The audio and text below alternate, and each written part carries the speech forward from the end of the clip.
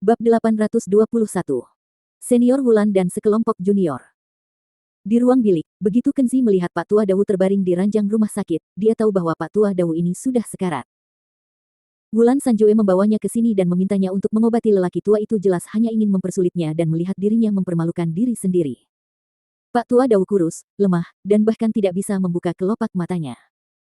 Keadaan ini adalah tanda kegagalan organ dan kelemahan energi ekstrim.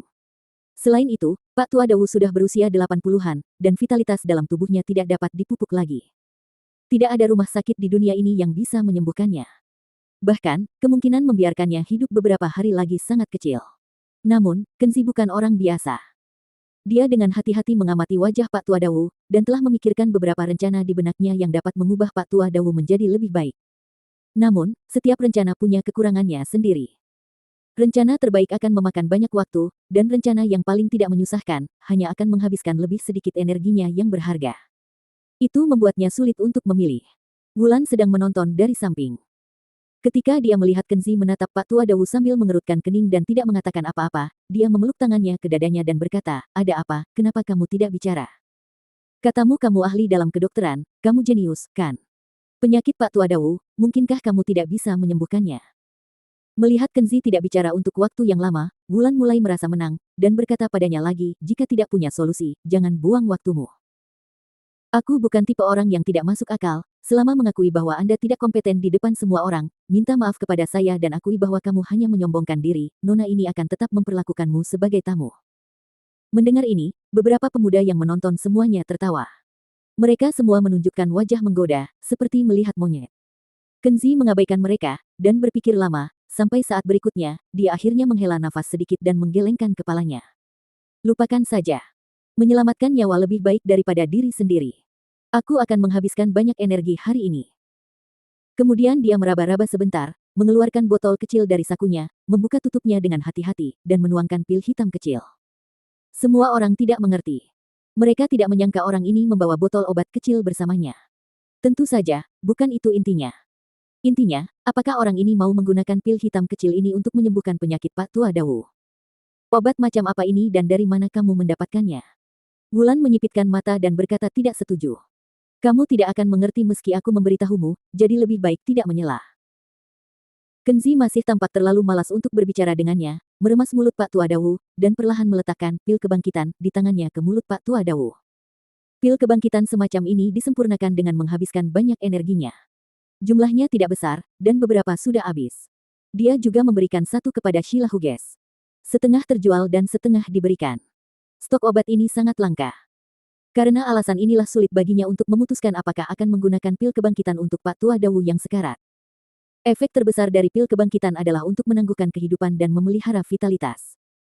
Sangat cocok untuk Pak Tua Dawu yang menderita penuaan dan penipisan energi dan darah. Tunggu, beritahu aku dulu, apa efek obat ini? Melihat bahwa dia akan mencekok Pak Tua Dawu dengan obat, Wulan mengangkat tangan dengan cepat menghentikan Kenzi. Dia tidak takut obatnya akan membuat Pak Tua Dawu mati, karena Pak Tua Dawu telah mencapai titik di mana tidak ada obatnya, dan dia akan segera dikubur di dalam tanah. Dia hanya ingin tahu trik macam apa yang dimainkan Kenzi. Mungkin Kenzi sengaja menemukan metode yang tidak bisa dijelaskan untuk membodohinya. Singkirkan tanganmu, jangan terlalu curiga. Kamu hanya perlu tahu, ini obat penyelamat nyawanya. Selama dia memakannya, dia akan dapat berjalan kembali dari gerbang neraka dalam 10 menit. Kenzi menepuk tangan Wulan dengan nada tidak puas. Setelah mengatakan ini, para pemuda yang menonton di samping mulai mengejek. Seseorang dengan sinis berkata, "Lihatlah, dia bilang Pak Tua Dawu dapat diselamatkan dalam 10 menit, dia bahkan tidak malu saat membual. Dia kira hanya dia sendiri yang tahu obat." Seseorang berdiri dan berkata dengan nada provokatif, "Tuan Kenzi, jangan main-main di sini. Kami orang bunga merah tidak asal berbicara, penyakit Pak Tua Dawu sangat umum. Tidak ada obatnya, saya menyarankanmu untuk cepat membuang niat ini, dan berdamai dengan kakak senior Wulan. Tidak apa-apa, biarkan dia bermain, aku ingin melihat trik apa yang bisa dia mainkan."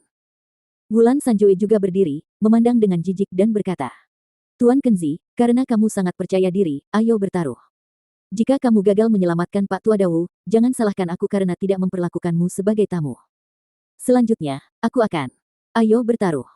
Kenzi sama sekali tidak mendengarkannya, memotongnya dan berkata, "Jika aku kalah, aku akan melakukan apapun yang kamu katakan, tetapi bagaimana jika kamu kalah?" Wulan Sanjue tidak menyangka orang ini tiba-tiba menjadi begitu blak-blakan. Dia bahkan tidak mendengarkan syarat yang dia usulkan, dan langsung setuju. Dia segera mengangkat alisnya dan melangkah maju, berkata, aku sama denganmu, aku dengarkan dan hormati apa permintaanmu. Murid junior yang melihatnya bertepuk tangan satu demi satu. Beberapa bahkan mengangkat ibu jari dan menyanjungnya, mengatakan, bagus, berani, layak menjadi senior kita. Tepuk tangan dan suara sanjungan terdengar, Wulan Sanjue membusungkan dadanya yang bengkak, seperti seorang jenderal cantik, sangat bangga. Kenzi diam-diam menggelengkan kepalanya. Permainan belum dimulai, gadis ini mulai pamer seperti ayam betina yang bertelur, dan para junior di sekitarnya jelas bukan murid yang hebat, mereka semua seperti sekelompok anjing penjilat.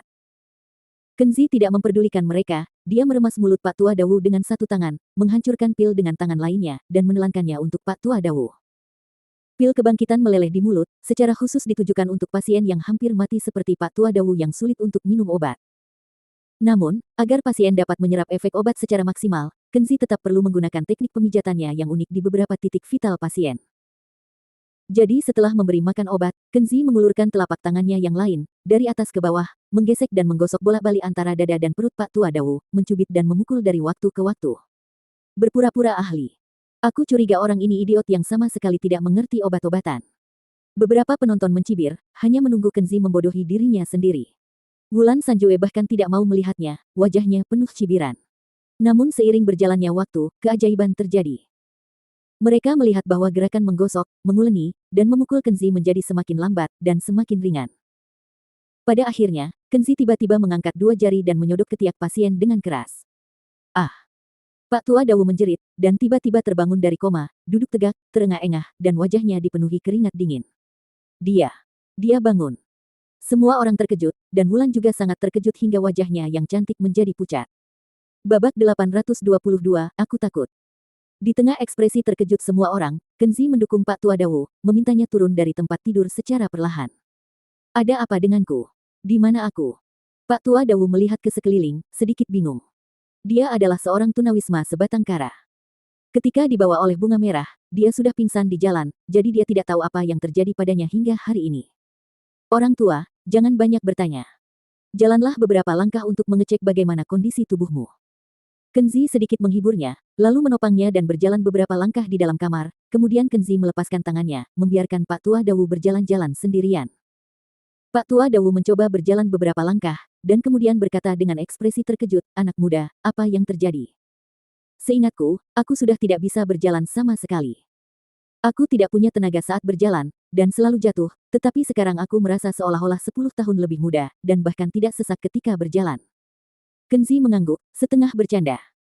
Saya baru saja memberi Anda obat mujarab yang efektif, jadi bisa merasa seperti 10 tahun lebih muda. Anak muda, apakah kamu serius, obat mujarab? Pak Tua Dawu masih setengah yakin, lalu dia memberanikan diri, melepaskan tangan dan kakinya, lalu berjalan jauh. Setelah itu, dia berdiri dengan mantap di tengah ruangan, keterkejutan muncul di wajah tua itu. Oh, sangat manjur. Ini benar-benar obat yang mujarab. Anak muda, obatmu ini sungguh luar biasa. Aku tidak merasa pusing atau sesak. Tubuhku jauh lebih ringan. Aku merasa seperti 10 tahun lebih muda.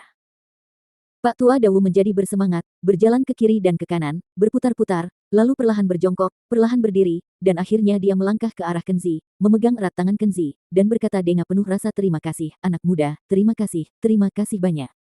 Kamu benar-benar hebat, kamu orang yang baik. Sama-sama, sama-sama.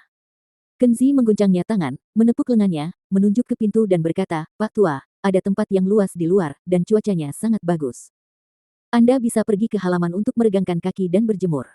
Oke, aku sudah lama tidak bergerak. Aku akan mendengarkanmu, dan berjemur. Pak Tua Dawu tampak cukup senang.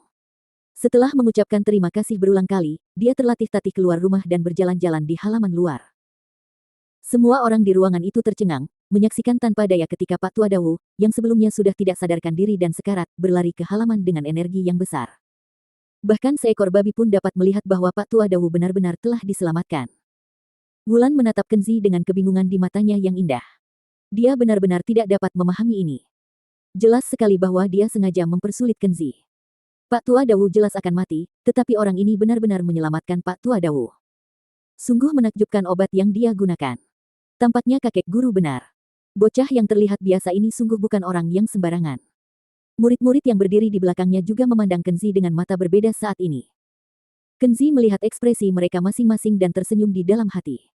Dia berjalan ke arah Wulan dan berkata, "Nona Wulan, kamu sudah lihat kan? Aku telah menyelamatkan nyawa Pak Tua Dawu.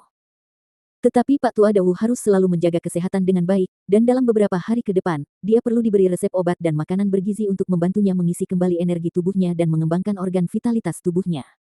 Hal semacam ini sederhana.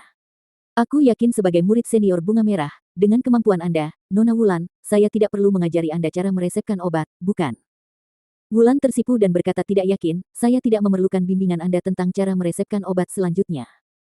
Kenzi tidak khawatir, mengangguk dan berkata, "Oke, baguslah kalau kamu tahu cara meresepkan obat. Jangan lupa, ambilkan aku air untuk cuci muka."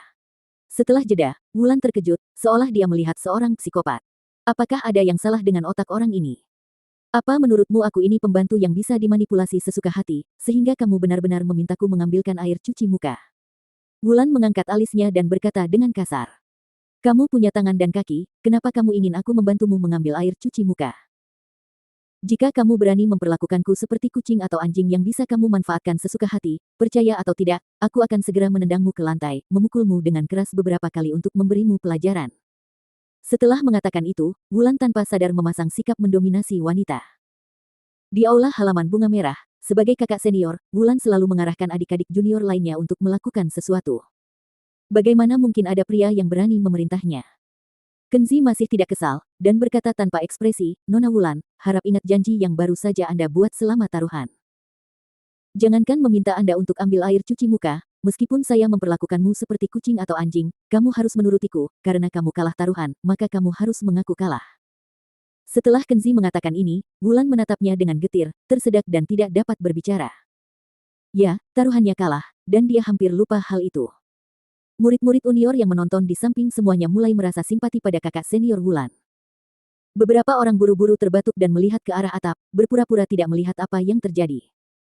Beberapa orang dengan cepat berbalik dan berpura-pura sangat sibuk dan tidak punya waktu untuk memikirkan urusan lain di sini. Beberapa orang lebih lugas dan maju untuk berbicara. Kakak senior Gary mengirim pesan, memintamu untuk pergi kepada dia secepatnya.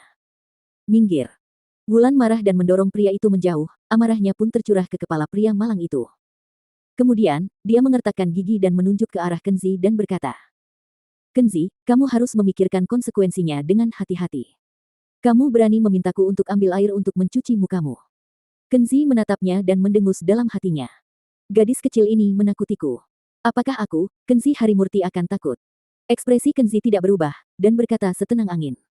"Kamu kalah taruhan, dan ambil air cuci muka mungkin tidak cocok untukmu.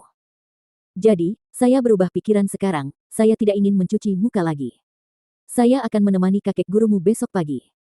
Hari ini, setelah berjalan lebih dari 10 mil di jalan pegunungan, kakiku melepuh, dan tiba-tiba aku merasa tidak nyaman. "Jadi begini saja, bawakan aku baskom berisi air cuci kaki. Aku ingin merendam kakiku." "Apa yang kamu katakan, kamu ingin aku ambil air cuci kaki?" Setelah mendengar ini, Wulan bergegas maju dan menatap Kenzi dengan tidak percaya.